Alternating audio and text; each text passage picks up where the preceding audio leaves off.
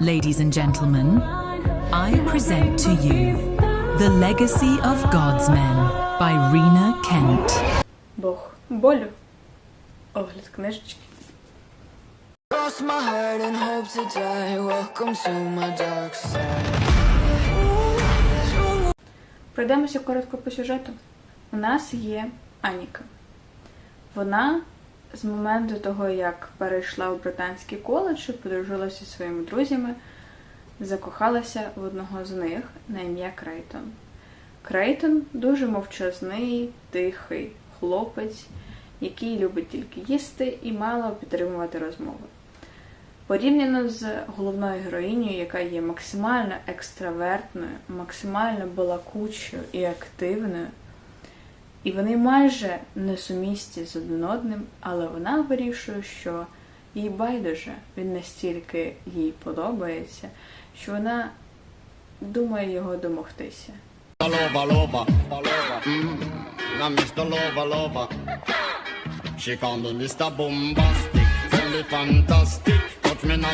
Але Крейтон, хоч і тихий, не є якоюсь дуже простою людиною. Він попереджає її, що їй краще триматися від нього подалі, бо в нього доволі девіантні смаки.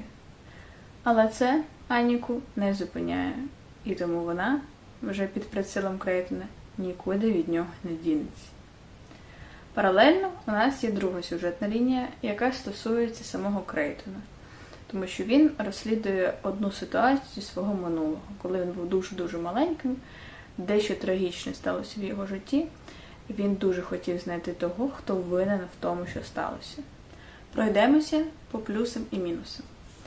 З плюсів я можу сказати, що порівняно з першою частиною, ця набагато краща.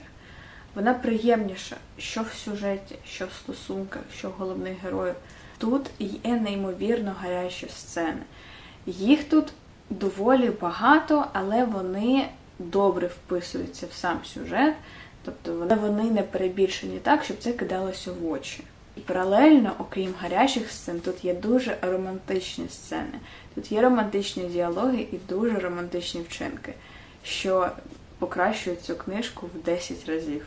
І порівняно з першою книжкою, тут буде плюсом головний герой. Я дуже люблю таких таємничих, тихих хлопчиків, і наш Крейтон є саме таким. Так, зі своїми секретами, таємницями і особливостями. Особливо в межах спальні. Але в цілому, як людина, за харизмою, за поведінкою, просто... І останній плюс в тому, що тут є сюжет. Порівняно з першою книжкою, де сюжетна лінія губиться в розвитку стосунків, тут такого нема. Тут сюжетні лінії йдуть паралельно. У нас є розвиток стосунків, які згадуються як від розділу Аніки, так і розділу Крейтона, а розслідування самого Крейтона йде сугубо від розділів Крейтона. І під кінець книги ці паралельні лінії, які йшли майже всю книжку, вони починають переплітатися. Ще це дуже цікаво, тому що за рахунок другої сюжетної лінії розвиток стосунків був максимально небанальний, і їх пікова точка розвитку була кардинально жорстока. В гарному сенсі, що мені дуже сподобалося. Сюжет побудований так, що коли ти розкриваєш основне питання сюжету неромантичного, ти залишаєшся просто в шоці. No! No! No! Тепер перейдемо до мінусів. Основним мінусом всієї серії і, можливо, ще деяких додаткових книг Ріни Кент – це доволі часта згадка росіян. Я не можу сказати, що тут присутня прям буквально на них драчня. Не знаю, як в інших книжках, але в цій серії в цілому, і особливо ось тут, це більше виглядає крінжово-сміховинно, саме в плані того, що ми бачимо гіперболізоване, нереалістичне уявлення іноземного автора щодо цих дебілів. І це крінжово читати моментами, а моментами піздець смішно. Я не скажу, що тут було настільки багато згадок, що мені було тошно. Це було на рівні, коли читаєш «Вимикача» Пенелопи Дуглас, та є згадка невеличкого коріння Деймона Торренса. Тут є щось подібне, можливо, трошечки більше, але принаймні воно не настільки восхваляється, як могло би бути. З цього випливає наступний мінус, який можна назвати просто одним словом – Чайковський. Ви спитаєте мене, чому саме Чайковський? Тому що тут ця людина згадується дуже-дуже багато разів. І це настільки крінжово і гіперболізовано, тому що у нас головна героїня на якусь там третину або чверть є отого походження. І уявлення авторки про вподобання людини такого походження дуже дивні, бо головна героїня буквально дрочить на цього Чайковського. Вона слухає Чайковського в плеєрі. Замість «О мій Боже» вона каже «О мій Чайковський». І це настільки багато разів згадується, що ось від цього мене трошки нудило. І я вдячна головному герою, він по ходу стосунків заборонив головній героїні це казати. І я просто в той момент дякую. Для мене це не заборонено, це не токсичність. Ти зробив нам послугу. І це настільки крінжово, тому що в такі моменти ти думаєш, який підліток, навіть уявимо того походження, в 17 років в плеєрі включить 3-ю симфонію Чайковського. Вашу мать! Другим, я б сказала, більше нюансом, ніж мінусом, є те, що це вже друга книга поспіль, де головна героїня незаймана. Порівняно з першою, тут хоча б це зроблено нормально.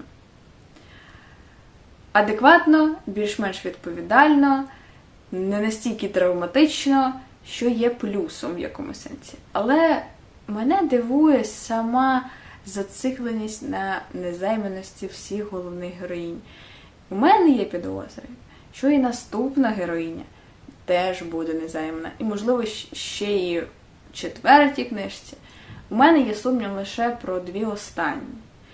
І якщо хоча б одна з них опиниться не незайманою, тоді вже буде більш-менш окей. Але це прям така гіперфіксація на цьому, що кидається, трошечки в очі.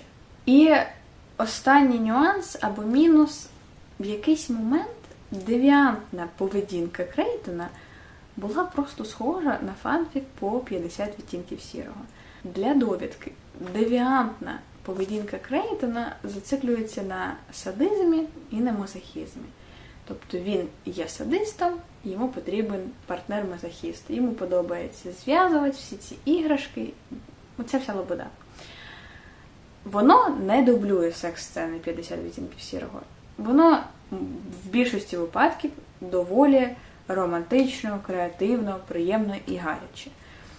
Але були моменти, коли, буквально злизано. От я не знаю, що вийшло раніше, що вийшло пізніше, але видно, що авторка надихалася ось цією побудовою стосунків. Це не сильно впливає на враження від книжки, але трошечки на щось схоже. Перейдемо до головних героїв. Головна героїня, порівняно з першою книжкою, яку я вже оглядала, мені подобається набагато більше. По-перше, тому що, незважаючи на невеличкі все ж таки внутрішні конфлікти всередині її головешки, вона все одно одразу визнає те, чого їй хочеться. Так, їй дивно, що їй це подобається, але вона реально розуміє, що мені це подобається, то я буду по ходу розбиратися, чому, але я буду цим насолоджуватися. І мені подобається сама концепція, що ми на початку книги знаємо, що він їй подобається. Через деякий час ми розуміємо, що вона йому теж подобається. Те, що відбувається між ними, якби комусь, може, і не подобалося, але воно є взаємним і на адекватному рівні. Використання стоп-слів і так далі є просто золотою серединою в будові таких стосунків. І сама героїня, вона доволі наполеглива, дуже вперта, тобто їй сподобався хлопчик, і вона вирішила все. Я зроблю все, що мені треба, тільки щоб він був моїм. Yeah, boy. Щодо головного героя.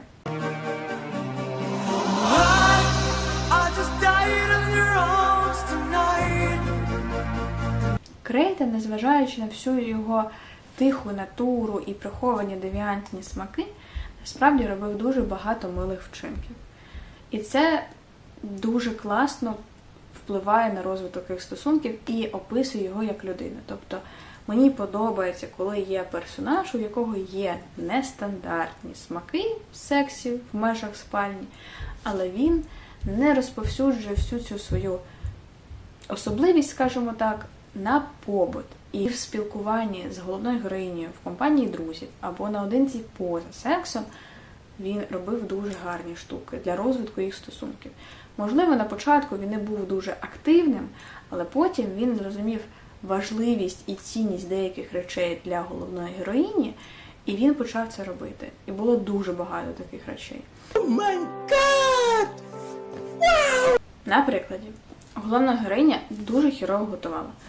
Її їжу відмовлялися їсти абсолютно всі в її родині. Єдине, що вона вміла нормально готувати, то салатик. Але Крейтон, він знав, що вона погано готує. Йому не подобалась її їжа. Але він все одно їв і хвалив. Так, він міг вказувати на недоліки, що десь трошки пересолено або ще щось, більш-менш лояльно. Але він той, хто це їв, незважаючи ні на що. У головної героїні гіперфіксація на фіолетовому кольорі. Тому він на її день народження знайшов намисто, кулон з фіолетовим каменем. І ви можете подумати, дуже легко знайти фіолетовий камінь, типу аметисту, але він не з простої, родини. Я не з такої сім'ї, як другі. Я із багатої. Тому він знайшов їй найрідкісніший рожево-фіолетовий, діамант! Окрім милих вчинків, в нього ще є клепка в голові, що доволі іноді рідко зустрічається в книжкових чоловіках даного формату. Дякую, Крейтон, за те, що ти використовуєш змазку. Окрім цього, він доволі відповідально ставився до сексуальних дій і підготовки до них. Тому що він, знаючи, що треба підготувати партнера до анального сексу, він дійсно цим займався. Не плював на її сраку і входив, з одного разу. Ні, ніхуя, він витратив багато тижнів на підготовку, використовуючи купу іграшок, Використання сексуальних іграшок в сексі – це просто окремий плюс йому в карму. Nice. І це настільки класно, тому що ми маємо максимально адекватну, реальну комбінацію, як можна мати спеціальні девіантні штуки в сексі, але при тому не втрачати голову і не ставати конченим мужиком. І порівняно з іншими чоловіками, він її застерегав. Він її застерегав з самого початку. Він розумів, що він їй подобається. Він розумів, що в нього всередині яка темрява приховується, і він її попереджав. Що поки в тебе був час, треба було бігти. Тому що коли я вирішив все ж таки тебе наздогнати, я з'їм тебе заживо. You should have run while I was being nice, little purple. І тут же повертаємося до плюсів головної героїні, що вона не злякалася і не розвернулася назад. Та і в цілому їх комунікації максимально класні. Я не знаю, чи буде далі якісь інші більш класні комунікації між іншими головними героями, але стосунки Крейтона і Аніки були максимально вайбовими. Annika, Yeah? it's raining. I know. Dance with me. But you don't dance. I do with you. I don't like the rain. You do for me. Ну і звісно, куди ж без особливих прізвиськ. І мені подобається, що тут є якась особлива прив'язка до смаків головної героїні, тобто це не щось банальне. Yes, little purple. І читаючи цю книжку, можна відчути, наскільки розганяються комунікації з другорядними персонажами. Тут вже ми поглиблюємося в те, як розвиваються стосунки інших героїв. Ми не знаємо ніяких деталей, ми це будемо знати в наступних книжках, але ми більш занурюємося в цей всесвіт, тому що порівняно з першою тут дуже багато комунікацій з іншими людьми. І нам авторка поступово розкриває ту чи іншу особистість, і це доволі цікаво.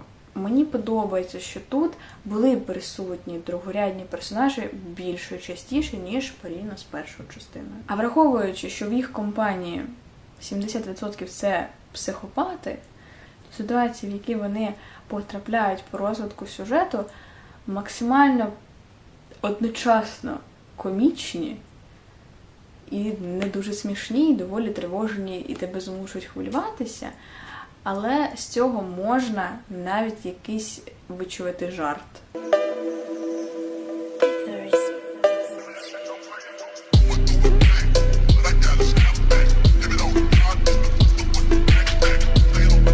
Перейдемо до оцінки.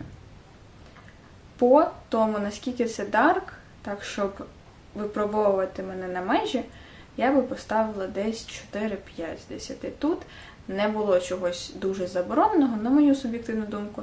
Так, можливо, суспільством не завжди прийнятні теми або сексуальні сцени, але я б не сказала, що це щось максимально надприродне. Але по тому, наскільки це гаряче, я би поставила 8. Можливо, моментами 9. Тому що я та людина, яка класифікує сексуальні сцени так, що перше, тобі неприємно.